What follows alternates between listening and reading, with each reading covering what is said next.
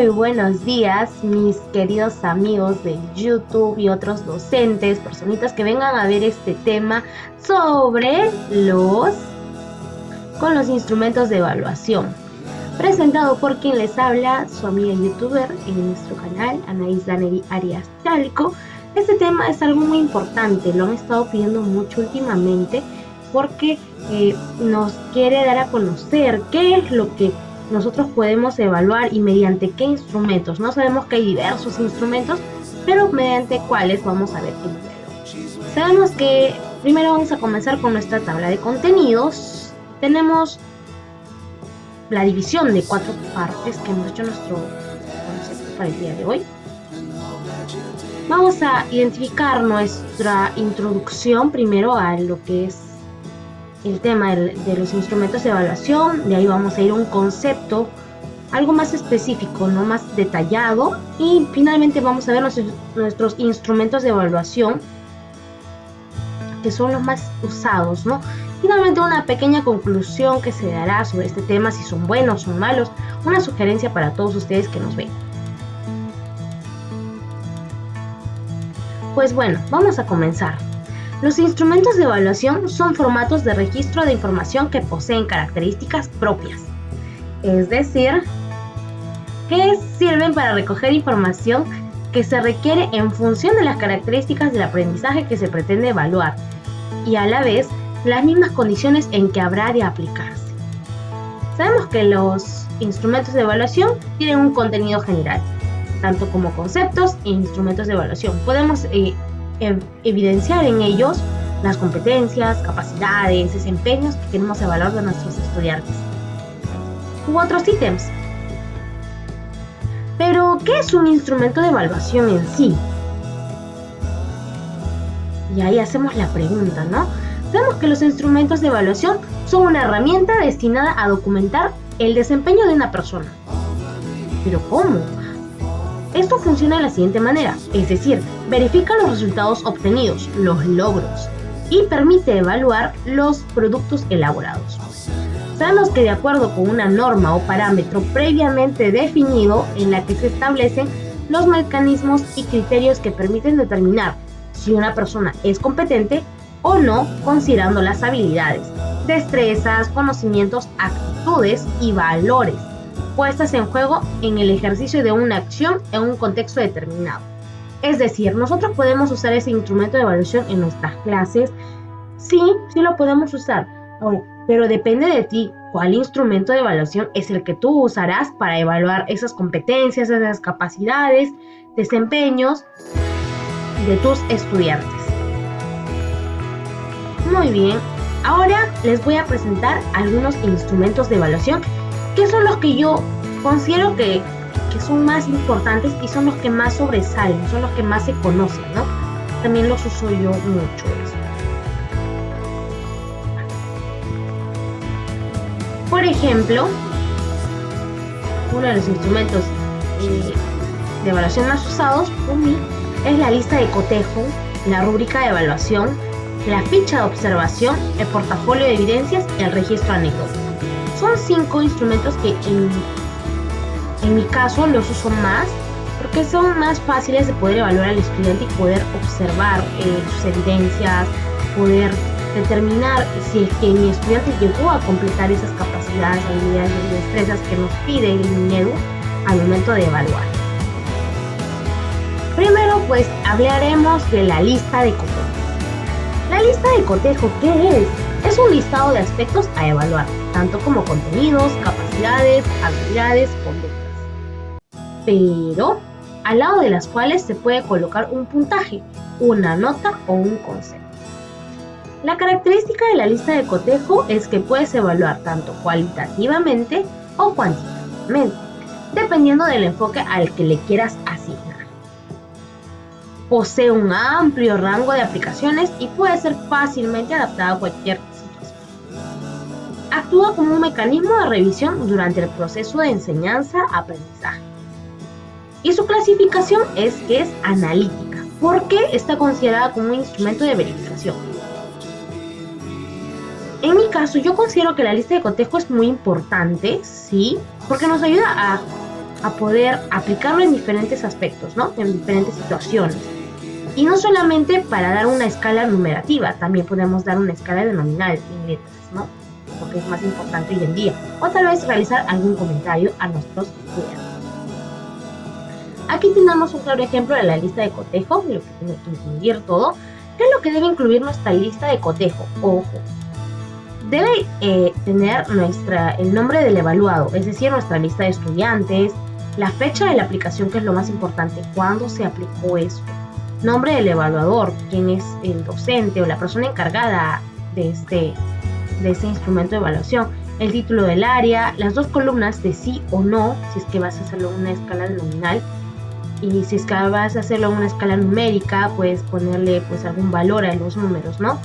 Si lo hizo muy bien, va a ser 5 puntos, si lo hizo más o menos, 3 puntos, y así sucesivamente tú podrás darle algún valor en específico.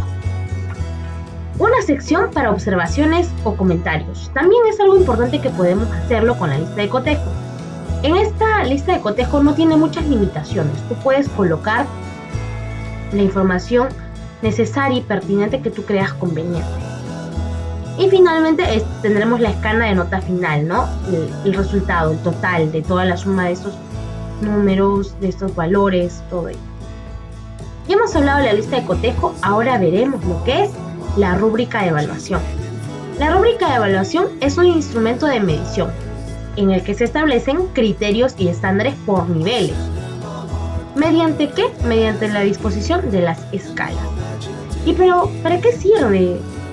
¿No? Entonces nos preguntamos, ¿para qué sirve entonces la rúbrica y la lista de cotejo y eso? Determinar la calidad de los aprendizajes de los estudiantes. Para eso nos sirve la rúbrica de evaluación. También para especificar qué se espera del estudiante y a la vez facilitar la calificación del desempeño del estudiante. Su clasificación dentro de los instrumentos de evaluación es analítica porque permite al docente evaluar inicialmente por separado las diferentes partes del producto y por otro lado el desempeño. Posteriormente suma el puntaje para obtener una calificación total. Vamos a ver un claro ejemplo aquí de las rúbricas de evaluación. Por ejemplo, en las rúbricas de evaluación nosotros sabemos que tenemos una escala de clasificación, es decir, donde van a ir nuestros ítems, nuestros parámetros. Por ejemplo, las competencias podemos identificar por cada competencia en cada sesión de clase. También los aspectos a evaluar son importantes, qué es lo que voy a evaluar, participación o a quiénes voy a evaluar, puedo poner en esta columna. Y finalmente los criterios, ¿no? ¿Qué es lo que yo voy a evaluar? Se presentó a clases puntualmente, mostró sus evidencias a tiempo, todo ello. Y también le podemos dar una escala numérica. ¿Sí? Lo que debe incluir la rúbrica de evaluación es criterios de desempeños específicos. Sabemos que en el currículo nacional ya nosotros tenemos nuestros criterios de desempeño ya descritos y solamente tendríamos que contextualizarlo a la realidad de nuestros estudiantes. Ahora, los valores numéricos, de acuerdo al nivel de ejecución, darle un valor determinado que nosotros creamos que va a tener ese significado tan importante para el estudiante y que tú creas que tu estudiante va a llegar a ese puntaje. Finalmente, establecer las competencias o actividades que se evaluarán.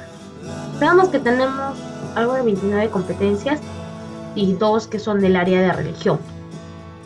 Entonces tenemos que dar énfasis nosotros también en la escala de calificación a establecer nuestras competencias, desempeños y las capacidades que queremos evaluar en nuestros estudiantes. La ficha de observación. Al igual que todos estos instrumentos, va a permitir conocer la realidad mediante la percepción directa de los objetos y fenómenos. Es decir, que un requisito muy importante para poner en práctica esta ficha es que nosotros podamos conocer el objeto de estudio, con qué fin lo hacemos. Por ejemplo, yo quiero evaluar en mis estudiantes cuántos saben del inglés. Entonces voy a observarlos. También podemos realizar un registro inmediato del observado, evitando juicios valorativos. Es decir, el que observa no estará implicado en esa parte, no solamente está como un observador. Finalmente, la elaboración de un plan que precise lo que va a analizar. La finalidad de esta ficha de observación es que, bueno, su clasificación es que es abierta y a la vez cerrada. ¿Por qué abierta? Porque los sujetos conocen que son observados, ya saben, ellos se dan cuenta. Cerrada porque determina los procesos que serán observados desde el inicio hasta que culmine. Aquí un claro ejemplo de la ficha de observación. La ficha de observación debe incluir los aspectos a observar, es decir, los ítems. También los ítems que serán calificados, por ejemplo, la escala numerativa, ¿no? ¿Qué cosa es lo que voy a evaluar yo? Por ejemplo, se comunica oralmente en inglés, mi competencia, y abajo pondré expuso su trabajo en el horario de clase determinado, establecido por la docente, y no, lo hizo muy bien, lo hizo suficiente o fue un poco pobre, ¿no? De acuerdo a la leyenda que tengamos. La escala numerativa, que vemos aquí en esta parte derecha, debe tener una leyenda, es decir, que el valor que tiene cada número. Por ejemplo, nosotros tenemos este ejemplo acá. Al 5 le hemos puesto un excelente, que cumple con todos los estándares. 4 muy bien, cumple con la mayoría de los estándares. 3 cumple con algunos estándares. 2 suficiente, cumple con pocos estándares. Y pobre no cumple con los estándares. ¿Sí? Hasta ahí estamos. Entonces, como les decía, pues ahora estamos con el portafolio de evidencias. ¿Qué será el portafolio de evidencias? Al igual que todos estos, son instrumentos que van a permitir la compilación de todos los trabajos realizados por los estudiantes durante un curso, durante un tiempo determinado y todo ello. Las características que tenemos de este portafolio de evidencia, o lo que más resalta en él, es que tiene una función estructurada, organizadora del aprendizaje. ¿Cómo es eso? Cuando nosotros hacemos el portafolio de evidencias con nuestros estudiantes, sabemos el orden que tienen ellos, sabemos en cómo también está estructurado. Va a favorecer los procesos del desarrollo personal, y también es que se pueden observar los trabajos de los estudiantes, así también las pruebas y autoevaluaciones de los estudiantes. Hoy sabemos que hoy en día con la estrategia Aprende en Casa también se da la autoevaluación del estudiante, ¿no? Eso también se va a ver evidenciado ahí.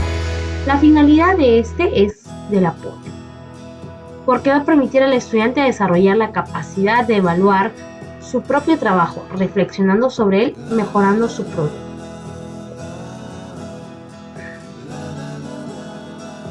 Y tenemos a continuación esta parte.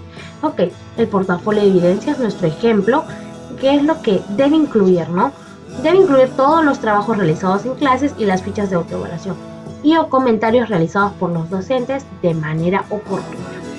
¿Sí? Puede tener algún examen, puede tener algún tipo de trabajo, un trabajo de análisis, puede incluir algún comentario personal del estudiante, entre otros. El registro anecdótico. ¿Qué es? Este registro anecdótico es un instrumento que va a permitir que describir de forma anecdótica, valga la redundancia, una situación. ¿Cómo es eso, no? Vamos a poder describir un acontecimiento o un suceso significativo en el desarrollo del estudiante y las circunstancias que lo rodean. Una de las características es que se basa en una observación no sistematizada y se realiza en cualquier momento de la rutina diaria. No tiene algún momento específico que hagamos en la sesión, ¿no? Que diga ahí, la docente en tal momento realiza su registro anecdótico. No, en cualquier momento puede surgir de acuerdo a alguna ocurrencia o situación en el aula. No guarda relación con la planificación de las actividades. Por lo general se nota un hecho significativo. Por ejemplo, mi estudiante hoy día preguntó o dijo tal cosa. Listo. Eso es una acción no planificada, ¿no? Que es algo significativo para el estudiante. La clasificación sistemática. ¿Por qué sistemática? Porque va a permitir al estudiante desarrollar la capacidad de evaluar su propio trabajo, reflexionando sobre él, vale decir. Pero a la vez que esto va a permitirle al estudiante también mejorar su producto. Es decir, si tuvo algún error, reflexionar, ¿no? Reflexionar si es que tuvo algún error o tiene que leer un poquito más. Todo ello es lo que permite al estudiante mejorarlo. Aquí un claro ejemplo que debe incluir, ¿no? La fecha, el grado, la sección y el nombre del observador, que puede ser el docente o otra persona que esté a cargo, ¿no? Un incidente, por ejemplo, el incidente es, ¿no? Cuando iba a empezar la clase, Guillermo preguntó si podía leer un poema a sus compañeros. Un poema que él mismo había escrito sobre la primavera. Leyó su poema en voz baja, viendo constantemente el papel en el que estaba escrito, moviendo su pie derecho hacia adelante y hacia atrás, y tirando el cuello de la camisa. Cuando acabó, Roberto, en la fila de atrás, dijo: «No pude oírlo, ¿quieres leerlo otra vez en voz más alta?». Guillermo contestó que no y se sentó. La interpretación o el comentario que da la persona que está realizando este registro es que dice, ¿no? A Guillermo le gusta escribir narraciones y poemas. Unas y otros son fiel reflejo de bastante capacidad creativa. Sin embargo, parece ser sumamente tímido y se pone muy nervioso al actuar frente a un grupo. Es así como nosotros podemos realizar nuestro registro anecdótico. Y bien, pues hemos llegado a la parte final de este video.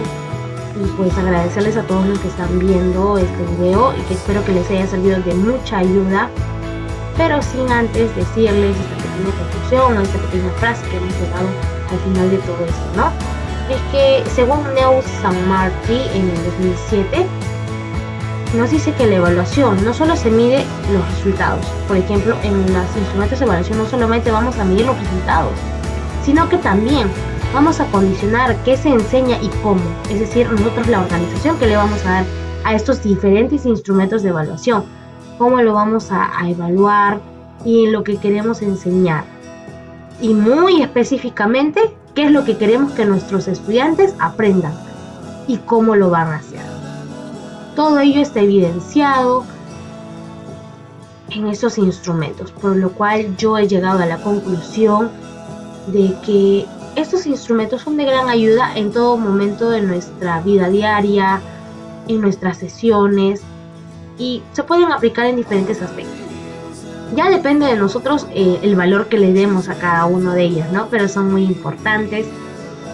Y sobre todo tener en cuenta que la finalidad que tenemos como nosotros docentes es evaluar lo que aprende el estudiante y cómo lo va a hacer.